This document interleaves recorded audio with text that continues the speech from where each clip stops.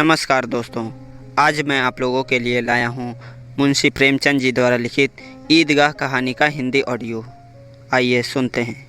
ईदगाह कहानी एक ऐसे बच्चे की कहानी है जो साल भर ईद का इंतज़ार करता है और जब उसे मेले के लिए नाम मात्र के पैसे मिलते हैं तो भी वो खुद पर न खर्च कर अपनी दादी के लिए चिमटा खरीदता है, जिसकी कमी की वजह से उसकी दादी का हाथ रोटियां बनाते समय हमेशा जलता रहता है। पूरी कहानी बाल मन के इर्द गिर्द मार्मिक तरीके से घूमती है। रमज़ान के पूरे 30 रोज़ों के बाद ईद आई है। कितना मनोहर, कितना सुहावना प्रभात है। वृक्षों पर अजीब हरियाली है, खेतों में कुछ अजीब रौनक है, आसमान पर कुछ अजीब लालिमा है। आज का सूर्य देखो कितना प्यारा, कितना शीतल है, यानी संसार को ईद की बधाई दे रहा है। गांव में कितनी हलचल है। ईदगाह जाने की तैयारियां हो रही हैं। किसी के कुर्ते में बटन नहीं है, पड़ोस के घर में सुई धागा लेने दौड़ा जा रहा है। किसी के जूते कड़े हो गए हैं, उनमें तेल डालने के लिए तेली के घर पर भागा जाता है। जल्दी जल्दी बैलों को सानी पानी दे दें। ईदगाह से लौटते लौटते दोपहर हो जाएगी। 3 कोस का पैदल रास्ता, फिर सैकड़ों आदमियों से मिलना भेंटना। दोपहर के पहले लौटना असंभव है। लड़के सबसे ज़्यादा प्रसन्न हैं। किसी ने एक रोज़ा रखा है, वह भी दोपहर तक, किसी ने वह भी नहीं। लेकिन ईदगाह जाने की खुशी उनके हिस्से की चीज़ है। रोज़े बड़े बूढ़ों के लिए होंगे, इनके लिए तो ईद है। रोज़ ईद का नाम रटते थे, आज वह आ गई। अब जल्दी पड़ी है कि लोग ईदगाह क्यों नहीं चलते। इन्हें गृहस्थ चिंताओं से क्या प्रयोजन। सेवैयों के लिए दूध और शक्कर घर में है या नहीं, इनकी बला से, ये तो सेवैयाँ खाएंगे। वह क्या जाने कि अब्बा जान क्यों चौधरी कायम अली के घर दौड़े जा रहे हैं। उन्हें क्या खबर कि चौधरी आंखें बदल लें तो यह सारी ईद मुहर्रम हो जाए। उनकी अपनी जेबों में तो कुबेर का धन भरा हुआ है। बार बार जेब से अपना खजाना निकाल कर गिनते हैं और खुश होकर फिर रख लेते हैं। महमूद गिनता है, 1, 2, 10, 12, उसके पास 12 पैसे हैं। मोहसिन के पास 1, 2, 3, 8, 9, 15 पैसे हैं। इन्हीं अनगिनती पैसों में अनगिनती चीज़ें लाएंगे, खिलौने, मिठाइयाँ, बिगुल, गेंद और ना जाने क्या क्या। और सबसे ज़्यादा प्रसन्न है हामिद। वह 4-5 साल का गरीब सूरत दुबला पतला लड़का, जिसका बाप गत वर्ष हैजे की भेंट हो गया और माँ ना जाने क्यों पीली होती होती एक दिन मर गई। किसी को क्या पता बीमारी है, कहते तो कौन सुनने वाला था। दिल पर जो कुछ बीतती थी वह दिल में ही सहती थी, और जब ना सहा गया तो संसार से विदा हो गई। अब हामिद अपनी बूढ़ी दादी आमिना की गोद में सोता है और उतना ही प्रसन्न है। उसके अब्बा जान रुपए कमाने गए हैं, बहुत सी थैलियां लेकर आएंगे। अम्मी जान अल्लाह मियाँ के घर से उसके लिए बड़ी अच्छी अच्छी चीज़ें लाने गई हैं, इसलिए हामिद प्रसन्न है। आशा तो बड़ी चीज़ है, और फिर बच्चों की आशा, उनकी कल्पना तो राई का पर्वत बना लेती है। हामिद के पाँव में जूते नहीं हैं, सिर पर एक पुरानी धुरानी टोपी है जिसका गोटा काला पड़ गया है, फिर भी वह प्रसन्न है। जब उसके अब्बा जान थैलियाँ और अम्मी जान नियामतें लेकर आएंगी तो वह दिल से अरमान निकाल लेगा। तब देखेगा मोहसिन, नूरे और सम्मी कहाँ से उतने पैसे निकालेंगे। अभागिन अमीना अपनी कोठरी में बैठी रो रही है। आज ईद का दिन, उसके घर में दाना नहीं। आज आबिद होता तो क्या इसी तरह ईद आती और चली जाती। इस अंधकार और निराशा में वह डूबी जा रही है। किसने बुलाया था इस निगोड़ी ईद को। इस घर में उसका काम नहीं, लेकिन हामिद, उसे किसी के मरने और जीने से क्या मतलब। उसके अंदर प्रकाश है, बाहर आशा। विपत्ति अपना सारा दलदल लेकर आए, हामिद की आनंद भरी चितवन उसका विध्वंस कर देगी। हामिद भीतर जाकर दादी से कहता है, तुम डरना नहीं अम्मा, मैं सबसे पहले आऊँगा, बिल्कुल ना डरना। आमिना का दिल कचोट रहा है। गांव के बच्चे अपने अपने बाप के साथ जा रहे हैं। हामिद का बाप आमिना के सिवा और कौन है। उसे कैसे अकेले मेले जाने दे। उस भीड़ भाड़ में बच्चा कहीं खो जाए तो क्या हो। नहीं, आमिना उसे यूँ ना जाने देगी। नन्ही सी जान, 3 कोस चलेगा कैसे। पैर में छाले पड़ जाएंगे, जूते भी तो नहीं हैं। वह थोड़ी थोड़ी दूर पर उसे गोद में ले लेती, लेकिन यहाँ सेवैयाँ कौन पकाएगा। पैसे होते तो लौटते लौटते सब सामग्री जमा करके चटपट बना लेती। यहाँ तो घंटों चीज़ें जमा करने में लगेंगे। मांगे का ही तो भरोसा ठहरा। उस दिन फ़हीमन के कपड़े सिले थे, 8 आने पैसे मिले थे। उस अठन्नी को ईमान की तरह बचाती चली आती थी इस ईद के लिए। लेकिन कल ग्वालन सिर पर सवार हो गई तो क्या करती। हामिद के लिए कुछ नहीं है तो 2 पैसे का दूध तो चाहिए ही। अब तो कुल 2 आने पैसे बच रहे हैं, 3 पैसे हामिद की जेब में, 5 अमीना के बटुए में। यही तो बिसात है और ईद का त्यौहार। अल्लाह ही बेड़ा पार लगाए। धोबन और नाइन और मेहतरानी और चुड़ीहारिन सभी तो आएंगी। सभी को सेवैयाँ चाहिए और थोड़ा किसी को आँखों नहीं लगता। किस किस से मुँह चुराएगी, और मुँह क्यों चुराए। साल भर का त्यौहार है। ज़िंदगी खैरियत से रहे, उनकी तकदीर भी तो उसी के साथ है। बच्चे को खुदा सलामत रखे, ये दिन भी कट जाएंगे। गांव से मेला चला और बच्चों के साथ हामिद भी जा रहा था। कभी सबके साथ दौड़कर आगे निकल जाते, कभी किसी पेड़ के नीचे खड़े होकर साथ वालों का इंतज़ार करते। यह लोग क्यों इतना धीरे धीरे चल रहे हैं। हामिद के पैरों में तो जैसे पर लग गए हैं। क्या वह कभी थक सकता है। शहर का दामन आ गया। सड़क के दोनों ओर अमीरों के बगीचे हैं। पक्की 4 दीवारी बनी हुई है। पेड़ों में आम और लीचियाँ लगी हुई हैं। कभी कभी कोई लड़का कंकड़ी उठाकर आम पर निशाना लगा देता है। माली अंदर से गाली देता हुआ निकलता है। लड़के वहाँ से 1 फरलांग पर हैं, खूब हंस रहे हैं। माली को कैसा उल्लू बनाया। बड़ी बड़ी इमारतें आने लगीं। यह अदालत है, यह कॉलेज है, यह क्लब घर है। इतने बड़े कॉलेज में कितने लड़के पढ़ते होंगे। सब लड़के नहीं हैं जी, बड़े बड़े आदमी हैं। सच, उनकी बड़ी बड़ी मूछें हैं। इतने बड़े हो गए हैं, अभी तक पढ़ने जाते हैं। न जाने कब तक पढ़ेंगे और क्या करेंगे इतना पढ़कर। हामिद के मदरसे में 2-3 बड़े बड़े लड़के हैं, बिल्कुल 3 कौड़ी के। रोज़ मार खाते हैं, काम से जी चुराने वाले। इस जगह भी उसी तरह के लोग होंगे और क्या। आगे चले, हलवाइयों की दुकानें शुरू हुईं।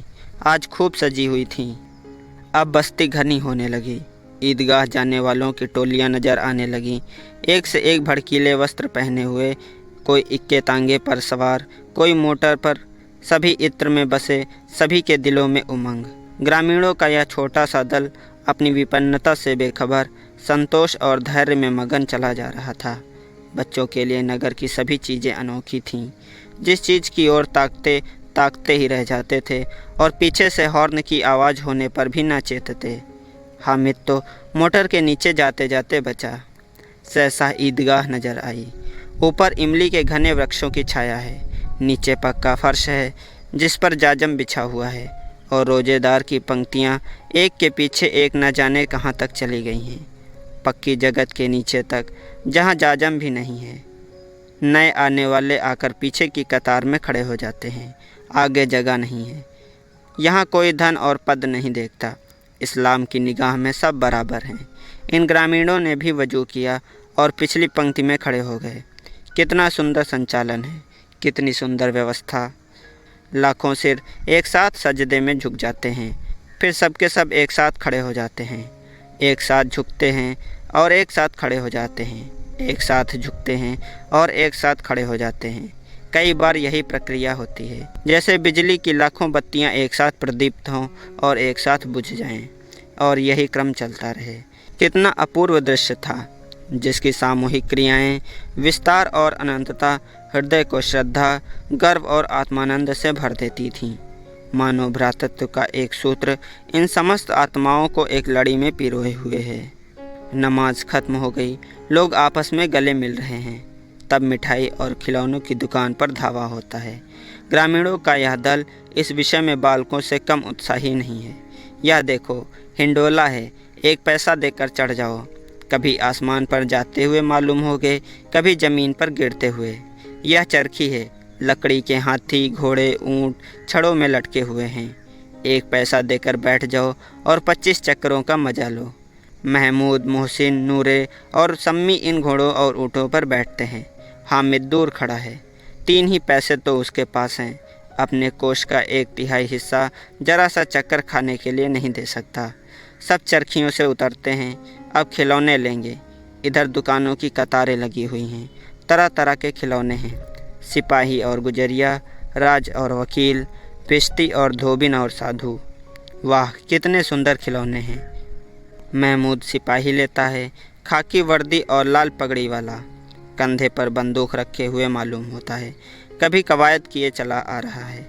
मोहसिन को भिश्ती पसंद आया। कमर झुकी हुई है, ऊपर मशक रखे हुए हैं। मशक का मुंह एक हाथ से पकड़े हुए हैं। कितना प्रसन्न है, शायद कोई गीत गा रहा है। बस मशक से पानी उड़ेलना ही चाहता है। नूरे को वकील से प्रेम है। कैसी विद्वता है उसके मुख पर। काला चोगा, नीचे सफ़ेद अचकन, अचकन के सामने की जेब में घड़ी, सुनहरी जंजीर, एक हाथ में कानून का पोथा लिए हुए। मालूम होता है अभी किसी अदालत से जिरह या बहस किए चला आ रहा है। यह सब 2-2 पैसे के खिलौने हैं। हामिद के पास कुल 3 पैसे हैं। इतने महंगे खिलौने वह कैसे ले। खिलौना कहीं हाथ से छूट पड़े तो चूर चूर हो जाएगा। ज़रा पानी पड़े तो सारा रंग धुल जाएगा। ऐसे खिलौने लेकर वह क्या करेगा, किस काम के। मोहसिन कहता है, मेरा भिश्ती रोज़ पानी दे जाएगा सांझ सवेरे। महमूद बोला, और मेरा सिपाही घर का पहरा देगा। कोई चोर आएगा तो फ़ौरन बंदूक से फायर कर देगा। नूरे बोला, और मेरा वकील खूब मुकदमा लड़ेगा। सम्मी बोली, और मेरी धोबिन रोज़ कपड़े धोएगी। हामिद खिलौनों की निंदा करता है। मिट्टी के ही तो हैं, गिरे तो चकनाचूर हो जाएंगे। लेकिन ललचाई हुई आंखों से खिलौनों को देख रहा है और चाहता है कि ज़रा देर के लिए उन्हें हाथ में ले सकता है। उसके हाथ अनायास ही लपकते हैं, लेकिन लड़के इतने त्यागी नहीं होते, विशेषकर जब अभी नया शौक़ है। हामिद ललचाता रह जाता है। खिलौने के बाद मिठाइयाँ आती हैं। किसी ने रेवड़ियाँ ली हैं, किसी ने गुलाब जामुन, किसी ने सोहन हलवा। मज़े से खा रहे हैं। हामिद बिरादरी से पृथक है। अभागे के पास 3 पैसे हैं, क्यों नहीं कुछ लेकर खाता। ललचाई आंखों से सबकी ओर देखता है। मोहसिन कहता है, हामिद रेवड़ी ले जा, कितनी खुशबूदार है। हामिद को संदेह हुआ, ये केवल क्रूर विनोद है। मोहसिन इतना उदार नहीं है, लेकिन यह जानकर भी वह उसके पास जाता है। मोहसिन दोने से एक रेवड़ी निकालकर हामिद की ओर बढ़ाता है। हामिद हाथ फैलाता है। मोहसिन रेवड़ी अपने मुंह में रख लेता है। महमूद, नूरे और सम्मी खूब तालियां बजा बजा कर हंसते हैं। हामिद खिसिया जाता है।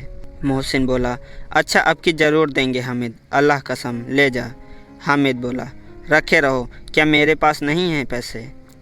सम्मी, 3 ही तो पैसे हैं, 3 पैसे में क्या क्या लोगे। महमूद बोला, हमसे गुलाब जामुन ले जाओ हामिद, मोमिन बदमाश है। हामिद बोला, मिठाई कौन बड़ी नेमत है, किताब में इसकी कितनी बुराइयां लिखी हैं। मोहसिन बोला, लेकिन दिल में कह रहे होगे कि मिले तो खा लें, अपने पैसे क्यों नहीं निकालते। महमूद बोला, हम समझते हैं इसकी चालाकी, जब हमारे सारे पैसे खर्च हो जाएंगे तो हमें ललचा ललचा कर खाएगा। मिठाइयों के बाद कुछ दुकानें लोहे की चीज़ों की, कुछ गिलट और कुछ नकली गहनों की। लड़कों के लिए यहाँ कोई आकर्षण न था। वे सब आगे बढ़ जाते हैं। हामिद लोहे की दुकान पर रुक जाता है। कई चिमटे रखे हुए थे। उसे ख्याल आया, दादी के पास चिमटा नहीं है। तवे से रोटियां उतारती हैं तो हाथ जल जाता है। अगर वह चिमटा ले जाकर दादी को दे दे तो वह कितना प्रसन्न होगी। फिर उनकी उंगलियां कभी ना जलेंगी। घर में एक काम की चीज़ हो जाएगी। खिलौने से क्या फ़ायदा, व्यर्थ में पैसे खराब होते हैं। ज़रा देर की तो खुशी होती है, फिर तो खिलौने को कोई आंख उठाकर नहीं देखता। या तो घर पहुंचते पहुंचते टूट फूट कर बराबर हो जाएंगे। चिमटा कितने काम की चीज़ है। रोटियां तवे से उतार लो, चूल्हे में सेंक लो। कोई आग मांगने आए तो चटपट चूल्हे से आग निकाल कर उसे दे दो। अम्मा बेचारी को कहाँ फुर्सत है कि बाज़ार आएँ, और इतने पैसे ही कहाँ मिलते हैं। रोज़ हाथ जला लेती हैं। हामिद के साथी आगे बढ़ गए हैं। सबील पर सब के सब शरबत पी रहे हैं। देखो कितने लालची हैं। इतनी मिठाइयाँ लीं, मुझे किसी ने एक भी ना दी। उस पर कहते हैं मेरे साथ खेलो, मेरा यह काम करो।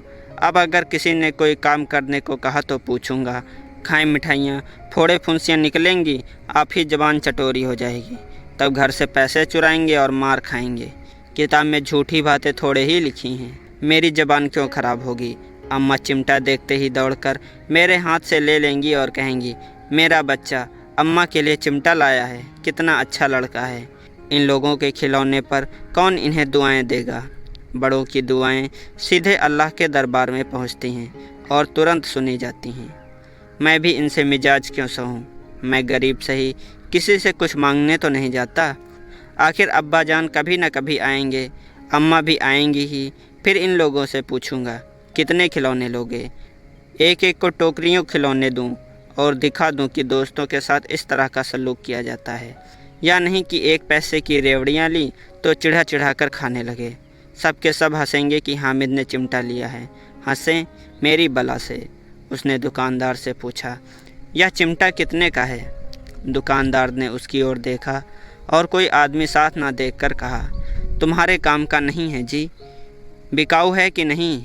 बिकाऊ क्यों नहीं है और यहाँ क्यों लाद लाए हैं? तो बताते क्यों नहीं कै पैसे का है? 6 पैसे लगेंगे। हामिद का दिल बैठ गया। ठीक ठीक 5 पैसे लगेंगे, लेना हो लो, नहीं चलते बनो। हामिद ने कलेजा मजबूत करके कहा, 3 पैसे लोगे? यह कहता हुआ वह आगे बढ़ गया कि दुकानदार की घुड़कियाँ न सुने, लेकिन दुकानदार ने घुड़कियाँ नहीं दी, बुलाकर चिमटा दे दिया। हामिद ने उसे इस तरह कंधे पर रखा मानो बंदूक है और शान से अकड़ता हुआ संगियों के पास आया। जरा सुने सब के सब क्या आलोचनाएं करते हैं। मोहसिन ने हंसकर कहा, यह चिमटा क्यों लाया पगले, इसे क्या करेगा? हामिद ने चिमटे को ज़मीन पर पटक कर कहा, ज़रा अपनी भिश्ती ज़मीन पर गिरा दो, सारी पसलियाँ चूर चूर हो जाएं बच्चों की। महमूद बोला, तो यह चिमटा कोई खिलौना है? हामिद, खिलौना क्यों नहीं है, अभी कंधे पर रखा बंदूक हो गई, हाथ में ले लिया फ़कीरों का चिमटा हो गया।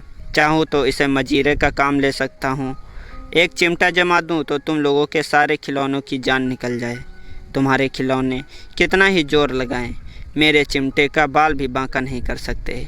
मेरा बहादुर शेर है चिमटा। सम्मी ने खंजरी ली थी, प्रभावित होकर बोला, मेरी खंजरी से बदलोगे? 2 आने की है। हामिद ने खंजरी की ओर उपेक्षा से देखा। मेरा चिमटा चाहे तो तुम्हारी खंजरी का पेट फाड़ दे। बस एक चमड़े की झिल्ली लगा दी। ढप ढप बोलने लगी, जरा सा पानी लग जाए तो ख़त्म हो जाए। मेरा बहादुर चिमटा आग में, पानी में, आंधी में, तूफान में, सब में बराबर डटा रहेगा। चिमटे ने सभी को मोहित कर लिया। अब पैसे किसके पास धरे हैं? फिर मेले से दूर निकल आए हैं। 9 कब के बज गए। धूप तेज हो रही है, घर पहुंचने की जल्दी हो रही है। बाप से जिद भी करें तो चिमटा नहीं मिल सकता। हामिद है बड़ा चालाक, इसीलिए बदमाश ने पैसे बचा कर रखे थे।